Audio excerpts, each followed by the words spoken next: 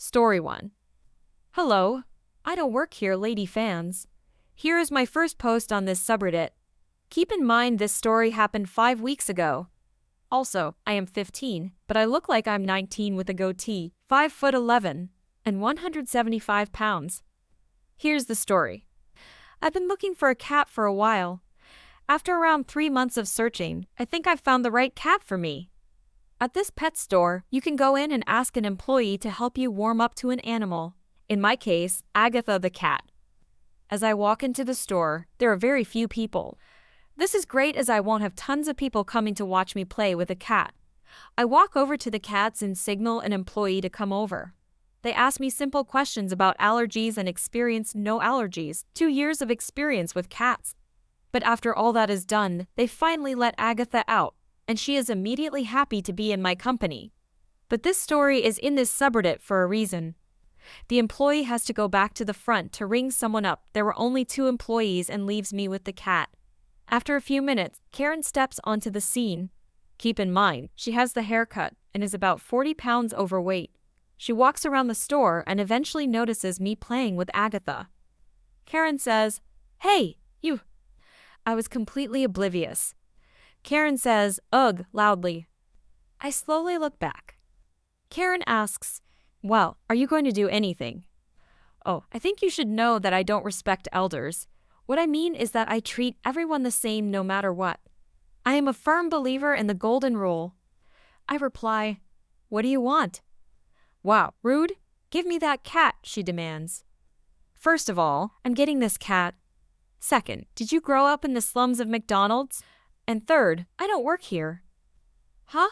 How dare you disrespect me like that?" "Yeah, I'm gonna go back to playing with my pet. I planned on getting her." "I don't care. I want it." She stomps her foot like a toddler. "Sweet heavens, you are immature." "Give me." She reaches to take Agatha. Note the physical difference. 6 inches of height in my favor, 60 pounds in her favor, and a slender frame with lengthy wingspan and legs on me. I am easily able to evade her efforts. Karen tries to rip the cat out of my hand. At this point, Agatha is trying to get out, and I think any cat owner knows what is coming next. The cats in this store aren't declawed, so you do not want to make them mad, and Karen made her mad. Agatha starts jumping and bouncing on Karen while Karen falls to the ground. Karen is screaming, and I call an employee over. The employee and I are able to calm Agatha down and get her off Karen, but not before she beat Karen up pretty good. She was escorted out of the store while using enough curses and racial slurs to make a drunken sailor blush. I'm Indian. I later bought Agatha, and we have had a very good time together. Story 2. So I went to urgent care this morning and found out I had a urinary tract infection. Because of my allergies and my pregnancy, they had a hard time finding an antibiotic that was safe for me to take. The joys of being me. Finally, they found one that won't cause a reaction or hurt the baby, so they sent a prescription to my pharmacy, and I went to pick it up. The pharmacy has been short-staffed because of insert global reason here. As such, there was one lady trying to take calls, run orders, and work the drive-through thing by herself. It's cool. I'm not in a rush. She's communicating to everyone on the phone, in person, and in the drive-through that she's short-staffed and will be with them as soon as she can. Everyone understands, except the lady in the drive-through. Yeah, it's a bit of a wait, but it's literally one person trying to do everything. Lady in the drive-through starts laying on her horn continuously, screaming at the pharmacist just trying to do her job. Now from where the lady is positioned in her car, I can see how she wouldn't be able to see where the plastic partition ended and the waiting area began. I mean, it's see-through plastic, so she legitimately might not have seen it and thought she was still looking at the register side of the pharmacy. And for some reason, she decided that I was another pharmacist. To be clear, the pharmacists all wear white lab coats and professional attire underneath. I was wearing a red Mickey Minnie Mouse t-shirt and had my hair up in the messiest of messy buns. Lady started screaming through the drive-through glass and pointing at me to get her meds. Again, because of the setup, I understand maybe she couldn't see the counter, but one look at me should have told her I was no pharmacist. The poor girl behind the counter kept trying to tell her I didn't work there, but it just fell on deaf ears. I could tell the actual pharmacist was close to losing it, So I just told her it's okay, and I can wait if she wants to get the lady out of the drive-through first. The kicker? After looking up the lady's account, her prescription was actually at a different location, same company name. They have a store on every other block, it seems like. She offered to have the prescription transferred over instead of having the lady drive to the other location. But at this point, Crazy McCray decided the better option was to threaten to sue the pharmacy, throw what I think was a water bottle at the window, and make a rude gesture at the nice pharmacist. Well, okay then. Not satisfied with her rude act, she kept pointing at me, screaming at the top of her lungs and threatening to get me fired. Good luck with that before driving off, wheels screeching. The pharmacist kept apologizing, but I just brushed it off and told her not to worry about it. No harm done. Got my meds, went home, and started my antibiotics. That was my morning. Joy. Story 3. Not exactly an I don't work here story, but she was totally complaining to the wrong person. Some years ago, when I recently got hired in my current hospital and was assigned to the emergency room, I am a general practitioner. I had an encounter with a woman who refused to understand that not any person with scrubs and a white coat can treat a patient. To give you an idea of the setting, the emergency room observation unit was a giant square room with around 20 beds in total, separated by curtains.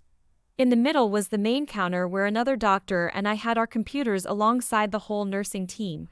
General practitioners like me were in charge of patients that have not been hospitalized or being treated by another service. Nevertheless, because our unit had the most number of beds, it was not uncommon that some patients who were not our responsibility were assigned one until they could go to the correct unit. It was 8 o'clock on a Saturday morning. My coworker and I had just ended our round and were updating the medical records when a woman, let's call her Louisa, came to the counter. Louisa said, "Excuse me, you didn't check my dad, and we have been here for 2 hours. I replied, I am sorry. What's the bed number, please?" 109. Let me see in the system. Oh, I get it. Sorry, ma'am. But it says here your father is being treated by the internal medicine group. I will call them to see when they are coming. Thanks. I ask one of the nurses if she can call the internist to tell them they have a pending evaluation in our unit and then continue with my work. 20 minutes later, Louisa comes again asking if I could see her dad. Is there something wrong? If a patient in my unit is decompensated, I could treat him even if I was not his assigned doctor. No, he is fine, but no one has come to see him. I will try again. This time, I personally call the internal medicine office and tell an internist about the patient in 109. He says he will be there after finishing floor duty.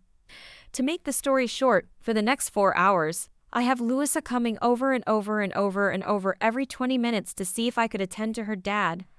I repeatedly told her no and tried to contact his doctor multiple times by calling, sending a nurse, and even going to the internal medicine office myself, only to be rebuffed because they were busy. I think both Louisa and I were on our last nerves when the final clash occurred. It's 12 o'clock and lunchtime for me, so I got up from the counter and was midway to the exit door when Louisa jumped in front of me like a literal jump.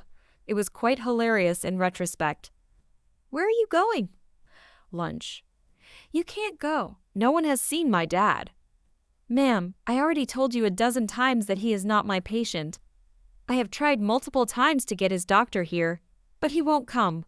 I can't do anything else. Then why the heck are you here if you can't do anything for someone sick? He is going to die because you are just lazy. That's not what's happening. I don't even know what your dad has. I knew the main diagnosis, but not all that could be attached. See? You are useless. That's why health is so screwed. Useless doctors like you stealing our money and doing nothing. Listen, woman, you don't have to be. Do something, or I will sue you. Fine, but be quiet for goodness sake. This may not sound serious, but by treating a patient's family like that, I could have been in a very, very big problem. We are taught to be tolerant to the maximum point, and even then, exploding like that is not good. Also, keep in mind that all the shouting had attracted a lot of attention, and at least 10 or more people saw the scene. That would be a fun talk to human resources. Louisa was as shocked as I was, but I decided to take the opportunity to tell her to follow me, and she complied with no more shouting. I guided her to the internal medicine office and literally shoved her inside, telling her they were the guys she needed to talk to. According to the grapevine cough, the nurse's cough, it was as if I had thrown a hungry coyote in the henhouse. Total chaos. After eating something and calming myself down, I came back to my workplace, and surprisingly enough, Lisa was there waiting for me so she could apologize. We both understood the situation had been very stressful for both of us, and it got out of our hands. No complaints were made, and luckily no one else reported me, so my indiscretion was fortunately forgotten before it reached the higher-ups. Her father was moved to the internal medicine floor, so after that, I never saw her again. You could say this was the happy ending of this long story.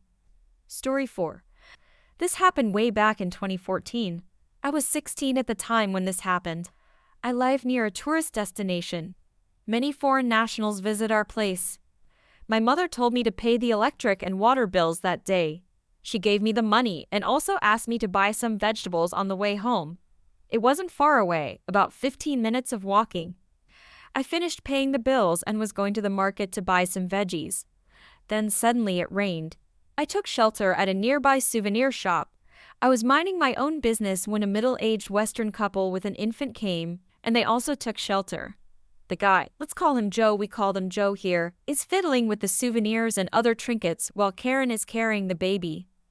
Then Joe said, "How much for this?" pointing at a painted carved shell while looking at me. I gestured to myself saying, "Me?" Then I waved my hands and said, No, I'm not the shopkeeper."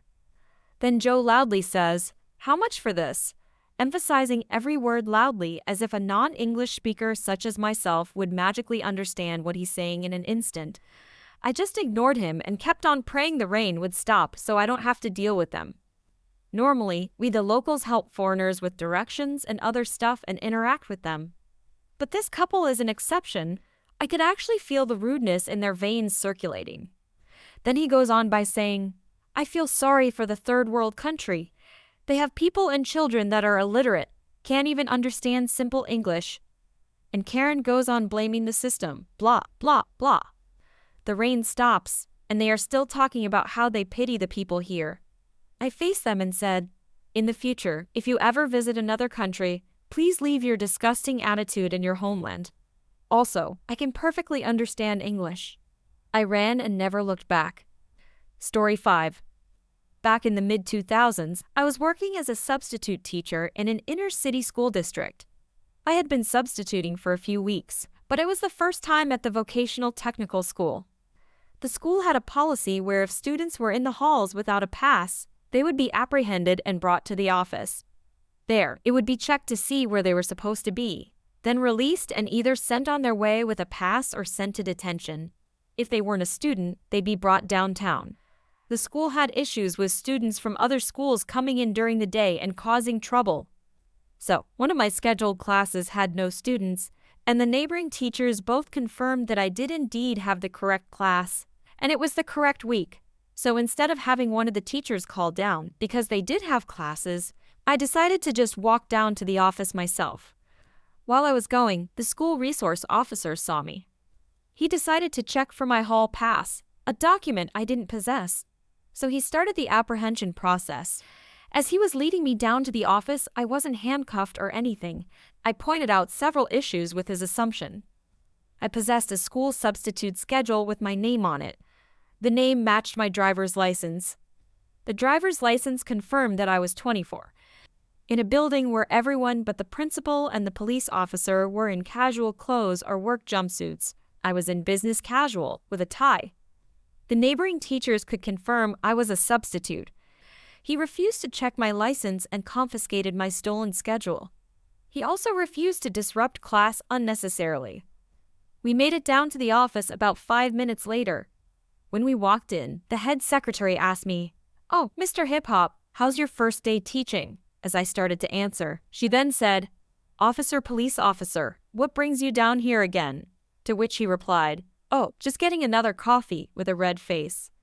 Technically, he never dropped the charges on me. Story 6. This happened earlier today. I went into a Walmart on my way home from work. I'm a 19-year-old male who is 6'4", 285 pounds, and works in construction. So, me in dirty jeans, ratty t-shirt, and filthy work boots walk in and start browsing the aisles when a sweet old lady asks me to get some snack cakes off the top shelf. So I say yes ma'am and get her the snacks. My parents always taught me to be polite and courteous and tell her to have a good day. As I turn to leave, I hear the sound of a dumb Karen clearing her hoarse, 20-year smoker's throat. I try to ignore her when I hear her yell, "Hey jerk!" I turn and say, "Pardon me ma'am," and she goes into her tirade. What abhorrent behavior! How could you treat a customer like this? What, are you stupid or something? I'm sorry ma'am, but I don't work here. Nonsense, you're obviously lying through your teeth. No really, I don't work here, and I don't have time for this. I turn and start walking when all 5 feet of her grabs my shoulder to spin me. It didn't work. She starts screaming at me, and I'm getting really aggravated. I explode yelling, "Who do you think you are, putting your hands on me? I don't know what world you live in where it's okay, but if you ever put your hands on me again, I will break them. Are we clear?" She is speechless that someone dared talk to her like that. Her husband, entitled jerk, comes running after hearing our little shouting match and comes up to me screaming, "What in the world is wrong with you? Why are you yelling at my wife? I can tell you that she will lose a hand if she touches me again. I ought to teach you a lesson." And he proceeds to shove me. Now I'm enraged and I've had enough. I struck him in the jaw and kicked him in the chest. It was then when the manager and 2 deputies showed up and put me in handcuffs. The manager and deputies ask each of us what happened, and of course, the entitled couple lied. She says I harassed and assaulted her and then assaulted her husband. I tell them what happened and requested that they view the security cameras. The entitled couple go white, and when the deputies and manager return, the deputies take the handcuffs off of me and put them on the ill-mannered husband. The manager bans both of them from the store.